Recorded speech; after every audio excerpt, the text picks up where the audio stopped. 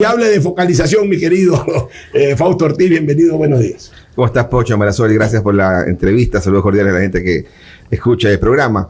Hay que saludar hasta Europa, entiendo yo que...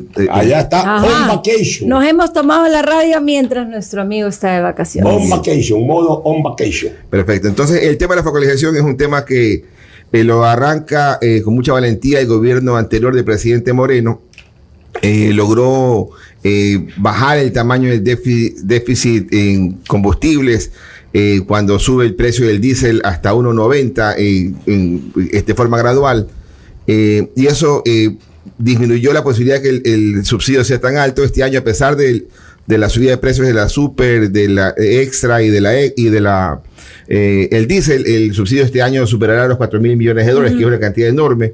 Es el doble el tamaño del déficit fiscal, es decir, si no hubiera ese subsidio, tuviéramos una cantidad importante de recursos. Ojo, el déficit fiscal reducido, ¿no? Porque veníamos de 7 a 2, nos dijo el presidente Lasso en la entrevista. Sí, digamos que el déficit fiscal es 5.000 millones en promedio en los últimos 8 años. El año 2020 tuvimos un incremento a 7.000, porque como se cae el precio del petróleo en la pandemia, se caen los ingresos por la pandemia, ahí eso se aumentó el déficit a 7.000 millones, pero en promedio en los últimos 10 años ha sido un déficit fiscal de 5.000 millones de dólares cada año, ¿verdad? Y eso, ¿cuál es la implicación?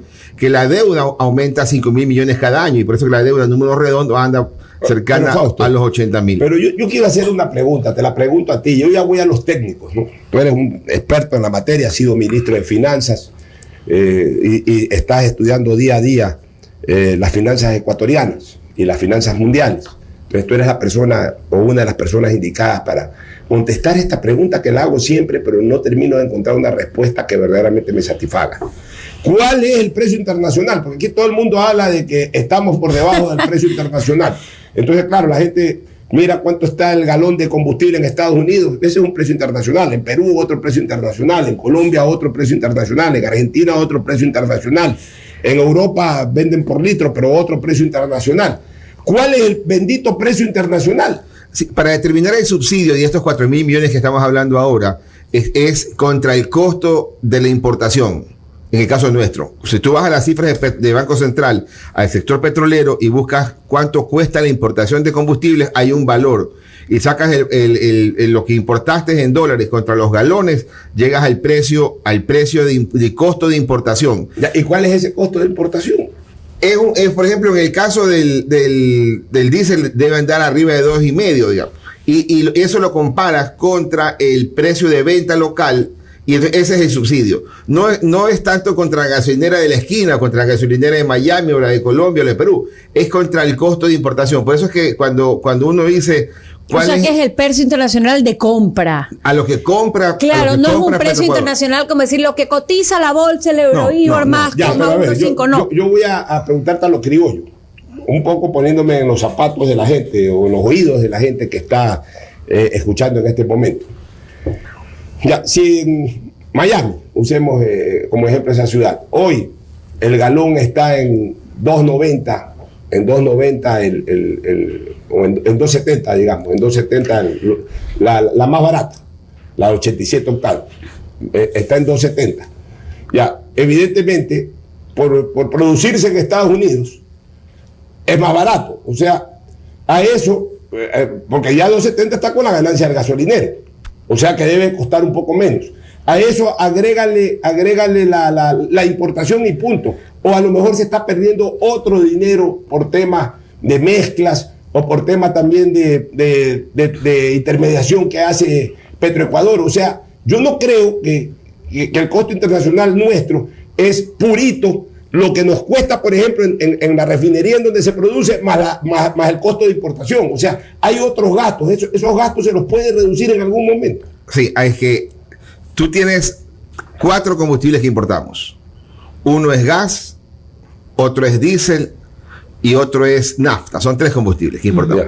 Y la importas la nafta, ¿verdad? Y con esa nafta llegas acá, la mezclas en las refinerías y por ahí sacas la super y por ahí sacas la extra, o le metes el etanol y sacas la eco país. Entonces, el costo de importación no es que decimos importamos millones de galones de extra o millones de galones de Ecopaís. No, se importa la nafta y acá entra el proceso en refinerías y entonces ahí se convierte en las gasolinas que consumimos acá.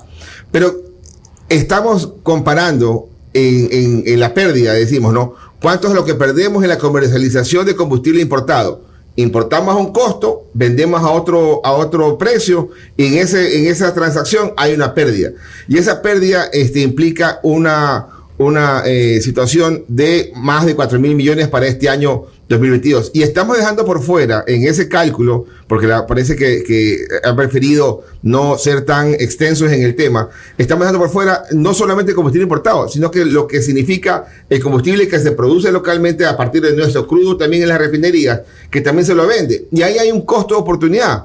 En teoría, porque ese crudo que lo metiste al proceso productivo local pudo haberse exportado a precio internacional y decidiste venderlo localmente a precio más barato. Es decir, tienes esos dos componentes, lo que pierdes en importados más el costo de oportunidad. Pero por un momento dejemos solamente los importados y eso va andando por los 4.000 millones para este año. Ahora, Fausto, una pregunta acerca de las novedades del cierre de las mesas de diálogo que se anunciaron estos días y el tema particular sobre focalización de subsidios. La focalización es un tema complejo, es un tema técnico, tiene muchas variantes y para la ciudadanía en general es un tema que causa apatía. Al final del día quieres saber cuánto te cuesta la gasolina, si te va a encarecer el costo de la vida o no. Hay ciertas variables que se han anunciado sobre esto, como por ejemplo restricciones de subsidio a quienes tengan más de 3 vehículos, restricciones de subsidio para vehículos que tengan un cilindraje mayor a 2.000, no sé cómo se dice, centímetros cúbicos, exactamente, y también quienes ganen por encima de $3.500 al mes, que se considera en el Ecuador clase media alta y por tanto no requerirían del subsidio. Sobre esto se ha dicho también que la entidad tiene que sacar una herramienta tecnológica para poder hacer esa disgregación en la segmentación y la aplicación del subsidio o no. Por otro lado, esto con respecto al consumidor final, y por otro lado también están los camaroneros a quienes se les habría anunciado que el subsidio para ellos no será sostenido y ellos representan el 6% del volumen que se vende de diésel en la producción de camarón. ¿Cuál es su visión acerca de estos anuncios que se han hecho? Está claro, por si acaso, hago una aclaración. No es que eso aplica mañana o pasado mañana, todo tiene que pasar un proceso, una creación de una norma y una serie de cosas, pero son elementos que se discuten posterior al cierre de la mesa. Sí, inclusive si uno va hoy día a una gasolinera y cuando tanquea y mira la factura, en algunas de ellas te dicen cuánto es lo que te has ahorrado por subsidio. Hasta la semana pasada salía que te has ahorrado algo, ahora te dice 0, porque aparentemente o está mal calibrada esa gasolinera o el subsidio ha disminuido. ¿Y por qué ha disminuido? Porque el precio internacional del crudo también ha caído. Ya no estamos hablando de un crudo de $100 como estaba hace 3 o 4 meses, ahora estamos hablando de un crudo internacional que está en $80 y que para el caso ecuatoriano debe estar bordeando los 70, 74. Por lo tanto, el subsidio está cayendo. Y eso es interesante, que el subsidio caiga, aunque nos cueste, nos duela que no aprovechemos el buen precio del petróleo para generar más ingresos y puedan orientarse a otros sectores que en la economía se necesita. Pero el precio cuando cae disminuye el subsidio y te da oportunidad para ir corrigiendo el tema del precio y los subsidios y trabajar en la focalización. Pero entonces hay que checar si de pronto ese esquema de que llegas a la estación de servicio y entonces dice, mira, usted se llama Pepe Piguave, sí, entonces, porque te dicen el nombre cuando llegas a la gasolina, porque ya te lee la placa, ¿verdad? Correcto. Entonces, pero de pronto uno, si considera que está muy alto, de pronto se va a la gasolinera de la esquina del barrio, en donde quizás no tiene la lectura todavía y voy a tanquear allá. Pero poco a poco va a ir... Claro, pero eso es aprovechar la falla del sistema, digamos. Pero en principio... La gente se va a ir acomodando. Y el sistema también, sí, ¿no? Y lo interesante es que al estar bajo el precio o cayendo el precio, el subsidio va a ser pequeño, el impacto va a ser pequeño y va a poder corregir con menos dolor. No es lo mismo decir, me están cobrando indebidamente a $5 y tengo que reclamar, que decir, bueno, me están cobrando 10 centavos más innecesariamente y hago el proceso de reclamo. Es decir, de todas maneras va a haber un tiempo bueno para corregir en un ambiente mucho más tranquilo, con un precio más bajo en este momento. Y hay otro tema, y lo importante es que hay que empezar a trabajar la focalización. Eso Fausto, sin duda. yo quiero hacerte un par de preguntas más sobre este tema de la focalización. Y más que de la focalización del costo del combustible. al final terminamos hablando de una especie de ensalada de frutas que yo le voy a llamar ensalada de gasolinas, sí, porque traen todo, mezclan, como la ensalada de fruta, que mezclas el melón con la sandía, con la piña y la naranja. Bueno, acá también mezclan el etanol para hacer extra, para hacer eco, para hacer súper de la gasolina importada y la gasolina producida aquí. Como resultado, eso termina generando que le metas más azufre a la gasolina por un lado y sobre todo que baje el octanaje. O sea, ahí ya se produce un primer perjuicio para el ciudadano, porque por último, si yo tengo que pagar lo más cercano al precio internacional, que es la de 87 octanos, que me vendan gasolina de 87 octanos, pues estoy pagando prácticamente el valor de la 87 octanos, pero tengo 83 octanos. Punto uno. Entonces la pregunta que yo te hago es, ¿qué pasa aquí en el Ecuador? En este país tenemos una refinería, la de Esmeraldas. Dos, la de Esmeraldas y la otra es la de Santa Elena. Pero la de Santa Elena produce muy poco, creo. Ya. Digamos que 2 refinerías. ¿Cuántos carros tendremos en el Ecuador? 4 millones de carros como mucho. Yo no creo que haya más de 3, 4 millones. Sí, yo tampoco creo que haya más de eso. Ya. Que 2 refinerías no puedan abastecer para no importar, porque nosotros somos productores del insumo básico del combustible, que es el petróleo. Y no podemos tener en 2 refinerías la capacidad suficiente para no importar combustible, sino producir gasolina para 4 millones de carros. Estados Unidos tiene 100 millones de carros. Nosotros 4 millones de carros y no hay manera de verdaderamente repotencializar. O sea, se gastaron 3.000, 4.000 millones de dólares en la repotencialización de Esmeraldas. Porque eso no dice. Eso no dice. Se gastaron 3.000, 4.000 millones de dólares en la repotencialización de la refinería de Esmeraldas y seguimos produciendo la misma porquería de gasolina. O sea, ¿qué hay que hacer, Fausto, para resolver este problema? Sí, es que la idea de tener una buena refinería es adecuada. Es adecuado. Pero eso de ahí no te libra de que el precio en algún momento pueda subir.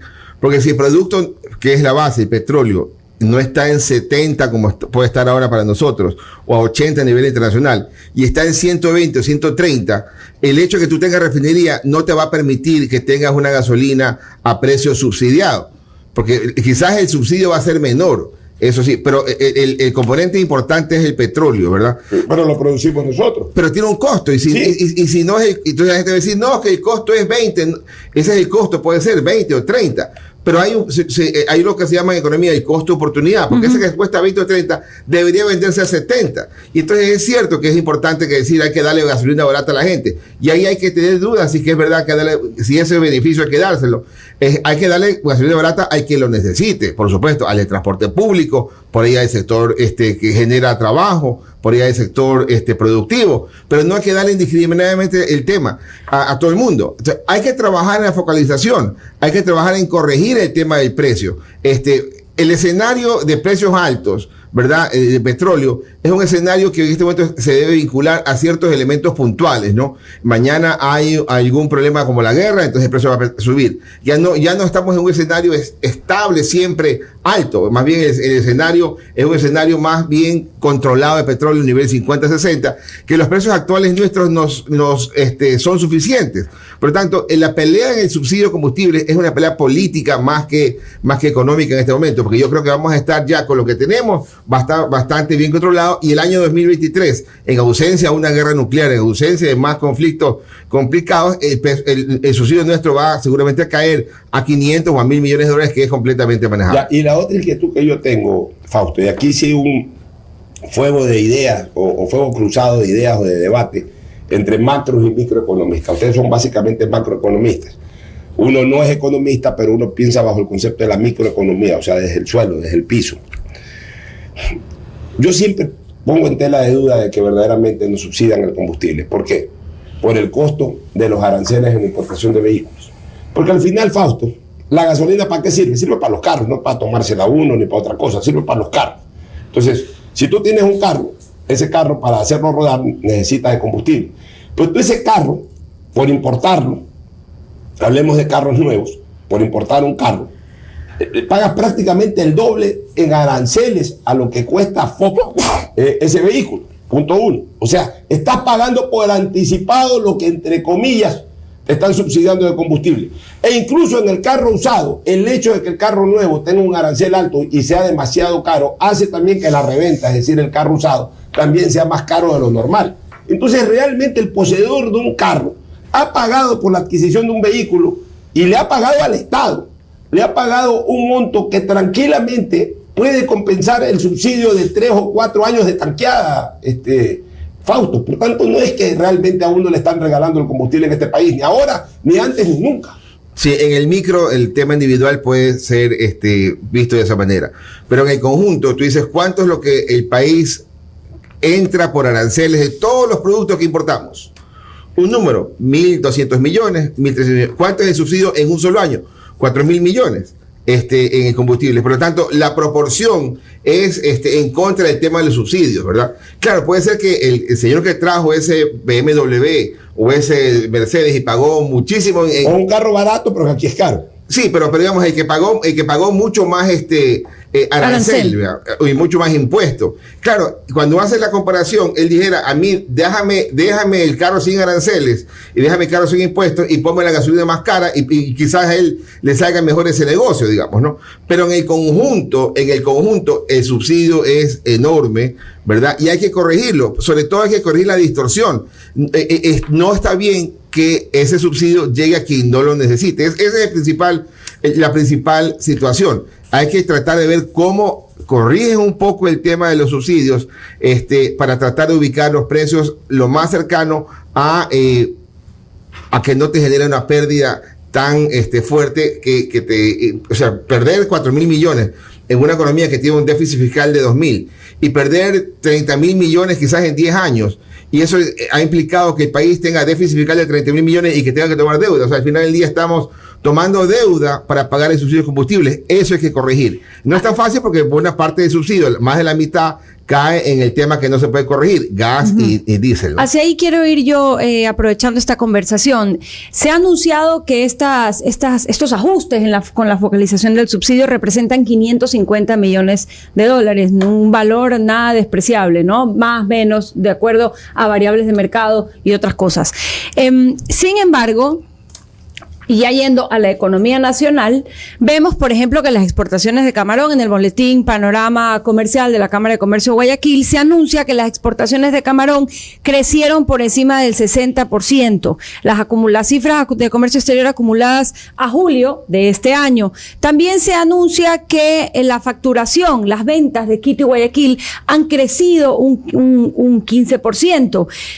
Las cifras de Asobanca, por ejemplo, hablan de que existen más tarjetas de crédito, pero que el consumo no termina por despegar, digamos, de acuerdo al crecimiento de números de tarjetas de crédito. No quiere decir que el consumo no haya crecido, quiere decir que no crece a la par que crece el número de tarjetas de créditos disponibles en el mercado. ¿Por qué menciono todas estas variables? Porque son buenas noticias, es decir, la facturación aumenta, las ventas se recuperan, el sector camaronero crece, el sector atunero le va bien. Si bien tienen que negociar los temas de subsidio de combustible, es un sector robusto de la economía e importantísimo para atraer divisas.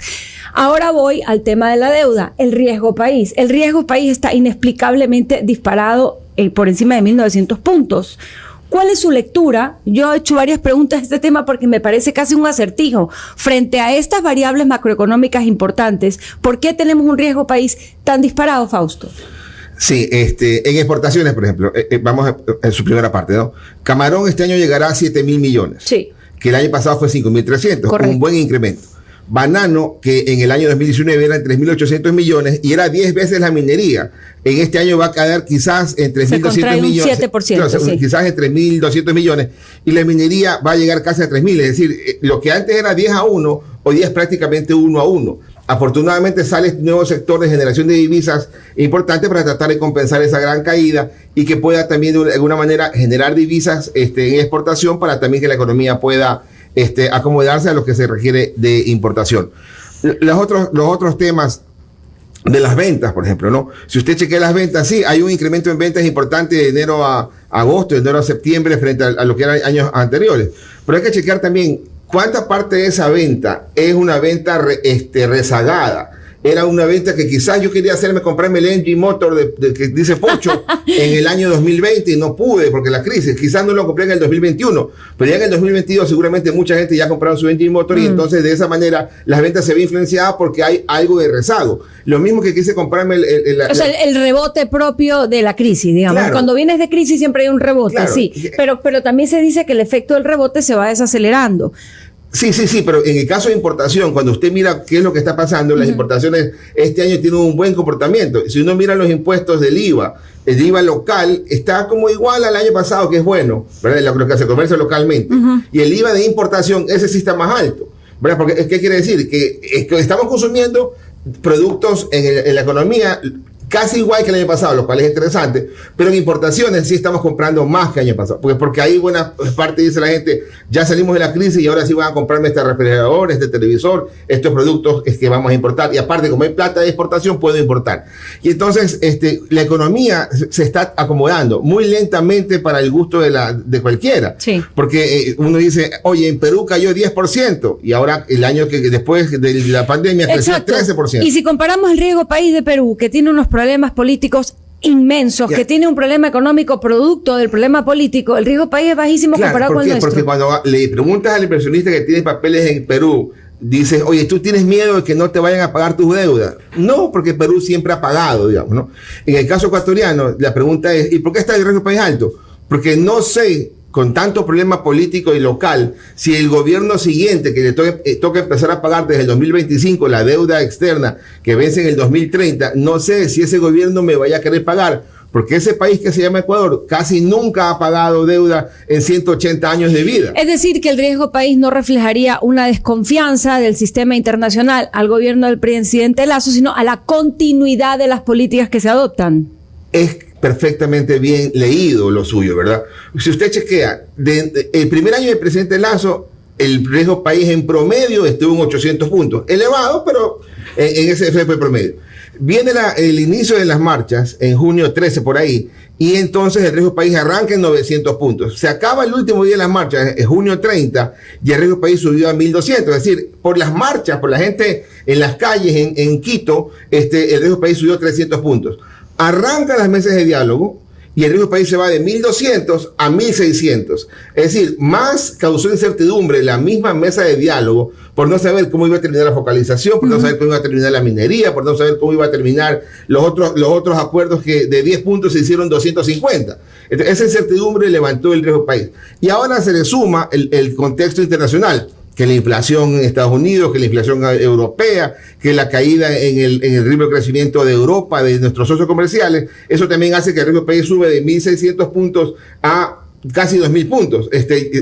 Ayer retrocedió, ayer ya tiene que haber caído un poco el riesgo país, seguramente debe andar bordeando los 1.700, 1.750 puntos. Lo que estaba en septiembre, claro. Sí, digamos, pero que sigue siendo elevado.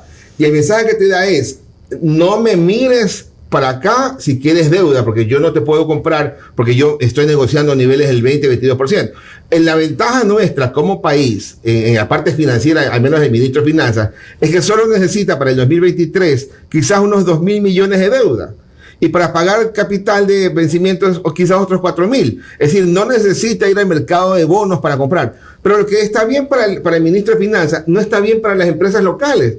Porque si yo mañana digo, oye, quiero incorporar a mi amigo que está en Europa y que quiero que venga a invertir en mi empresa, mi amigo europeo, ¿qué es lo primero que va a ver? El riesgo país. Y como está tan alto, me va a decir, aguántate un ratito. Aguántate un rato, porque invertir en tu país es súper riesgoso. Y si yo quería pagarte 1.000 por esa empresa, te voy a tener que pagar 700. Pero entonces, eso nos afecta fuertemente. En base a lo que estás diciendo, Fausto, ponle el estetoscopio a la calle en este momento. El estetoscopio para escuchar los sonidos económicos de la calle. ¿Tú consideras de que la economía está creciendo lentamente, está creciendo aceleradamente o está estancada? ¿Están generándose más fuentes de empleo o prácticamente lo mismo es inexistente? Danos un análisis general de la calle, porque ya hemos hablado de macroeconomía, pero hablemos de la calle, que es lo que le interesa a la gente. Lo que pasa es que no puedes aislar la macro de lo micro y no puedes contribuir a que la gente se confunda.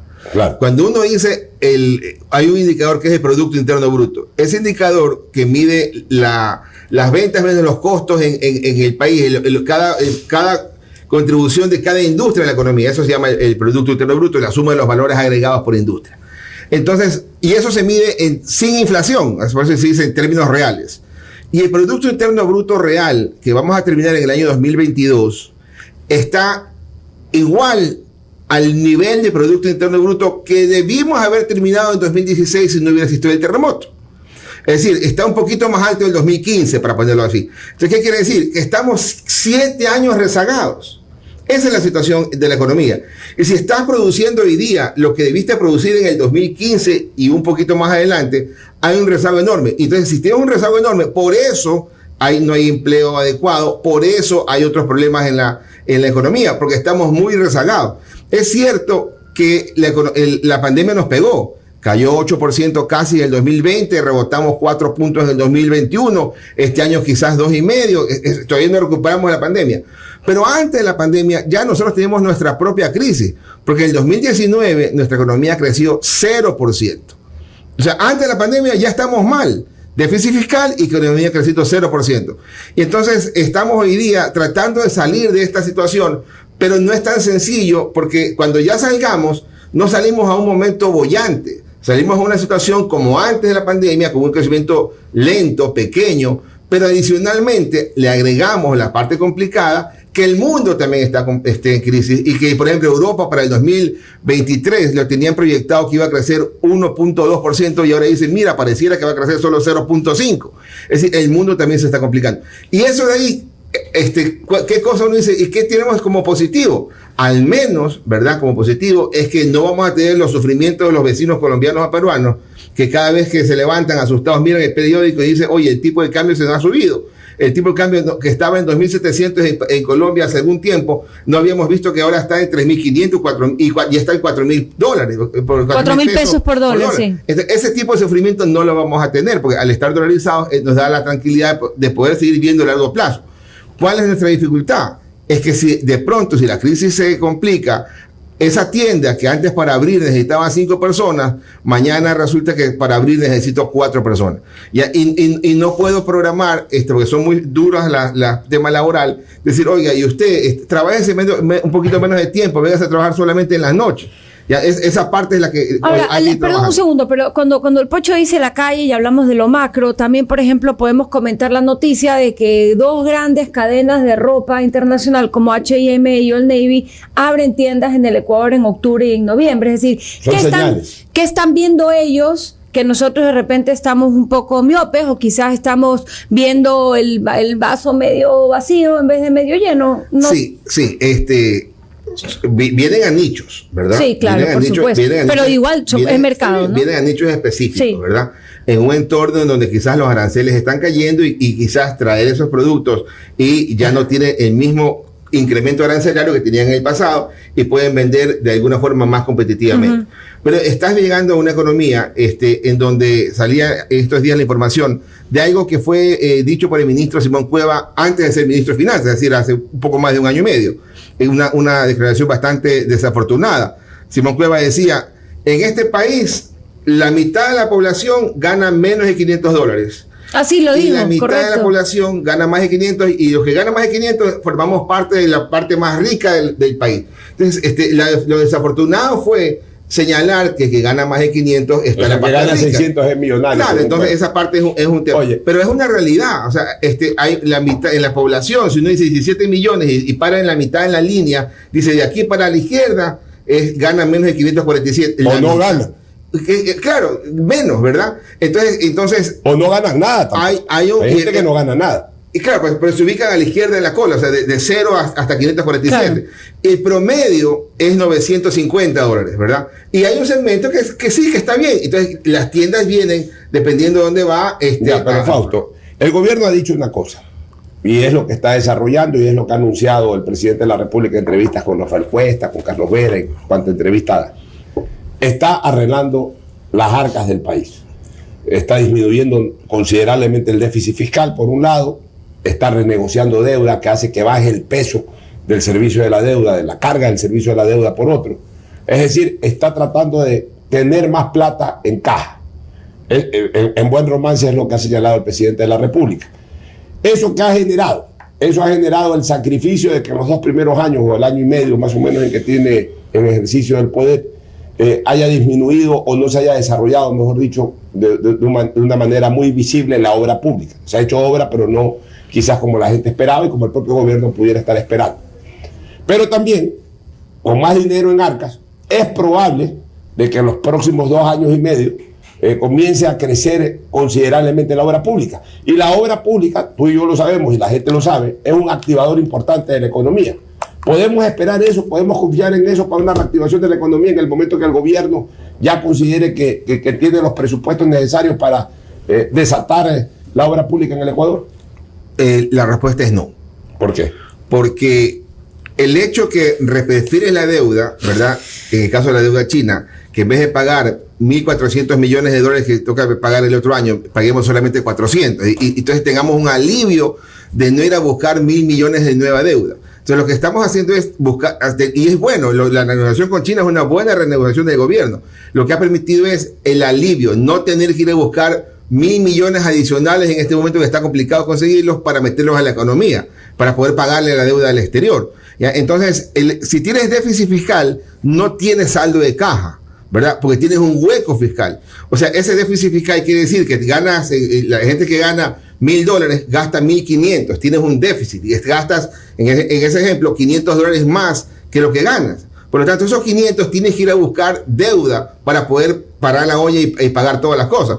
Si tú logras ajustarte el gasto, en ese ejemplo de 1.500 de gasto, lo logras bajar a 1.300, no es que tienes 200 para gastarte, lo que tienes es 1.000 de ingresos, 1.300 de gasto, has bajado el tamaño de tu necesidad de ir a buscar la plata, de ir a buscar fiado en la esquina, ¿verdad? No que estás acumulando plata. Entonces, el tema acá es, ¿cuánto es adecuado? El gobierno en su lógica dice, vamos a ir bajando el déficit fiscal de 4.000 millones que fue el primer año a superávit fiscal a la vuelta de cuando yo entré al gobierno. Yo digo, ¿para qué tanta obsesión con el déficit fiscal? Conténtense, en mi criterio, conténtense y contentémonos que este gobierno nos pueda permitir tener un déficit fiscal, ojalá en promedio de 2.000 millones de dólares, que es menos de la mitad de lo que estuvieron los últimos 8 años previos. Eso sería tremendamente positivo, porque aparte que no te estrangula, ¿verdad? No te va a buscar el tema de achicar el gasto, te va a permitir tener una situación medianamente mejor, algo más de obra pública, que no haya que ir a buscar recortar obra pública para tratar de trabajar el déficit. Hay buenas señales, por supuesto, hay buenos números también, pero hay que ir comunicándolos también. Tres mensajes importantísimos o 3 conclusiones importantes de cara al público para ver si estamos de acuerdo con nuestro invitado de hoy, el economista Fausto Ortiz. El primero, antes de andar quemando llantas y gritando en la calle, pensemos cuánto nos va a costar todo ese endeudamiento, porque se refleja en el riesgo país y al final es un boomerang, va en contra de nosotros mismos. Todas esas decisiones desacertadas políticas, no tanto de la ciudadanía, de las organizaciones sociales, del gobierno, los partidos políticos, de la asamblea, del sector judicial, todo eso confabula para que nuestro país sea menos atractivo a una inversión y por tanto se vea como riesgosa cualquier dólar que se va a incluir en nuestro territorio, y es un boomerang para cualquier inversión social y mejorar la calidad de vida. Y por otro lado, el tema de la focalización de los subsidios, el orden de la cuenta pública, tenemos que encontrar un equilibrio entre la deuda que se acumula, la porción del dinero del erario que se destina a eso y al mismo tiempo la inversión social que nos permite pues mantener cierta calma, porque de lo que yo intuyo o comprendo lo que usted dice, de nada nos sirve reducir el déficit a 0 si la calidad de vida es macabra. Exactamente, o sea, no hace falta, hay que apretar sin llegar a ahorcarlo, digamos, ¿no? Hay que apretar, porque no está bien tener un déficit fiscal tan alto, porque no es insostenible. Hay que apretarlo y el gobierno lo está haciendo bien. Ha ajustado el déficit fiscal a 2.000 millones en este año. Yo digo, ojalá fuera 2.300 y el gobierno está peleando que sea 1.900. Ok, no nos compliquemos la vida. Está bien, 2.000 millones en promedio. Para el año siguiente, el Fondo Monetario quería 790 millones de dólares de déficit fiscal. Va a terminar siendo lo que van a escribir en la Asamblea, seguramente algo de 2.000 millones.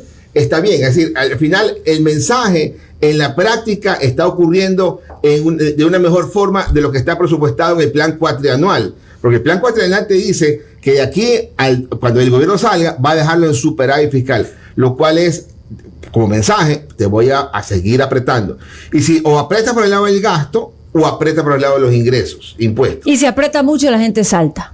Totalmente, y eso es lo que el gobierno tiene que entender, que preferimos una situación estable de largo plazo. Y ojalá que pueda permitir pasar el mensaje de que las condiciones hay que irlas mejorando día a día y que vayan bien las cosas como en el sector externo. Va muy bien. Hay que aprovechar el sector externo y hay que apoyar el sector externo para que siga habiendo generación de divisas de camarón, de banano, de minería, de atún, de flores, de todos los sectores que están trabajando de día a día y que se les viene complicado porque el tipo de cambio, el dólar, que es nuestra moneda, se está apreciando y nuestros productos de exportación hacia el mundo se van a empezar a percibir caros. José Jalil Pérez pregunta, pregúntale al invitado, a Fausto Ortiz, ¿cuál es el subsidio del diésel?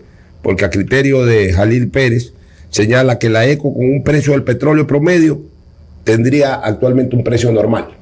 Es lo que decía, yo he tanqueado y veo en la factura, te dice su subsidio en ECO es 0 en este momento, ¿verdad?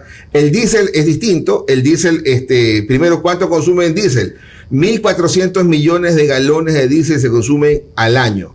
La extra se consume 1.100 millones y la super se consume 80 millones. El grueso del subsidio está en el diésel. Oye, una última pregunta. ¿Crecimiento de las exportaciones mineras? Este año van a crecer 1.000 millones con relación al año pasado. Que es muy bueno para el país. Claro, y el año pasado también crecieron 1.000 millones. Y estamos hablando que son solamente un par de proyectos que están operando. Hay otros proyectos más que están en discusión para ver cuándo ya empiezan a producir. La reserva minera es enorme, ¿verdad? El potencial minero ahí es está enorme. La salvación del país. En la minería. Sin embargo, la minería es mala palabra para ciertas organizaciones sociales. Claro, entonces hay que entender por qué. Es porque en verdad están en ¿Hay contra. desconocimiento? Están en contra o quieren ellos, prefieren ellos el trabajo de la minería ilegal, que es más dañina contra el ambiente. Es que baja el mismo concepto. Somos ambientalistas, pero queremos que baje el precio de la gasolina para que consuman más gasolina. Digamos, al final del día es política. Entonces hay que tratar de chequear cómo se puede demostrar que a veces es mucho más dañino una minería ilegal que una formal con todos los cuidados. Muy bien, mi querido Fausto.